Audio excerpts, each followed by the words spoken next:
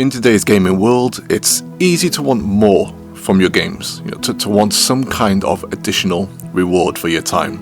Whether that reward is unlockables or some sort of incentive to go back. Many people even relate the game's overall length to the value of the game itself, which is an understandable mentality in today's world, like I said. But 1980X arguably offers little of what I just mentioned, and do you know what? That's absolutely fine. As for what the game does offer is a short but very enjoyable experience, taking gamers like myself, people who grew up in the 80s, sampling those first real chunks of what gaming would not only offer you, but also what gaming and many sci-fi films dreamed of what the future would be like. The future being a neon-lit, somewhat dystopian-like future, where anything felt possible, and I feel that 1980X achieves this as perfectly as the developers set out to achieve.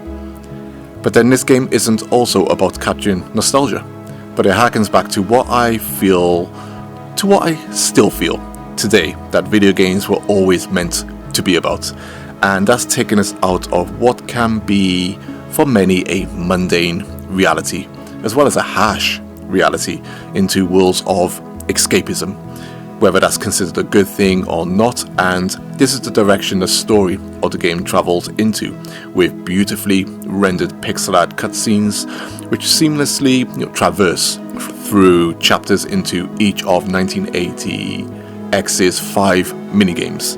And I'll call them minigames because that's essentially what they are. Samples of games from those eras, the types of games that we all used to play, or I still play.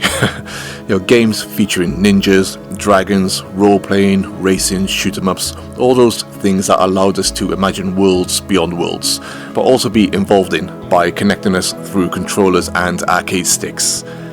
And you'll see direct influences from classics like Outrun from Sega, Shinobi from Sega, R-Type, Final Fight and Streets of Rage, as well as classic dungeon crawlers. All these games and genres well represented on the Nintendo Switch, some of which I have myself. So if you're looking for more, then you have the options, and great ones at that.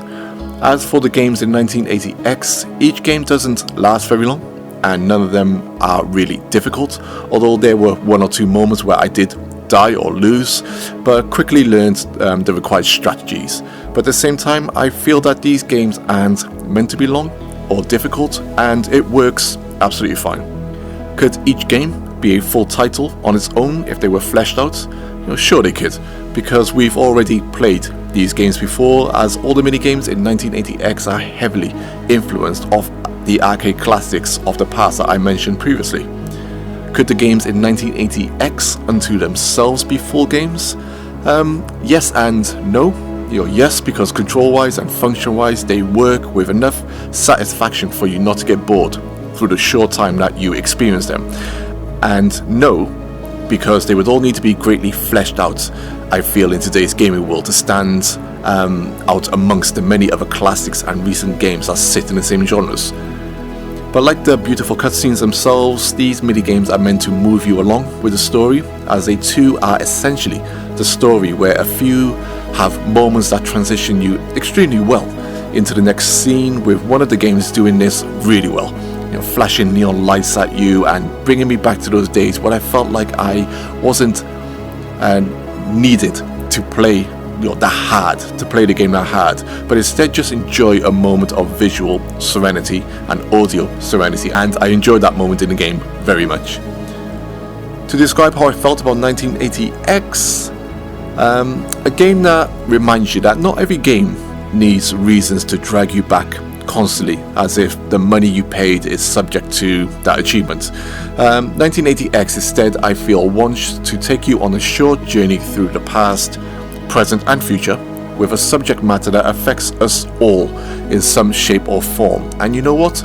Sometimes these short experiences are just what you need, and priced at £8.99, as of the date of this review, upon which the game was launched on the Nintendo Switch, the version I played, I could have technically spent that money on maybe a bag of fish and chips, or a hot chocolate and a cupcake in a coffee shop, but instead I spent it traveling through time, and you know what? It was worth it. So, you'll be done in about an hour, but in my opinion, an hour well spent if you're looking for a short yet tangible experience. And if you're looking for a score from me, I'd give 1980X a solid 7 out of 10. A thoughtful and short blast down nostalgia lane, reminding us and me what video games were all about in a modern world that sometimes feels like it has forgotten. So overall, 1980X I would recommend.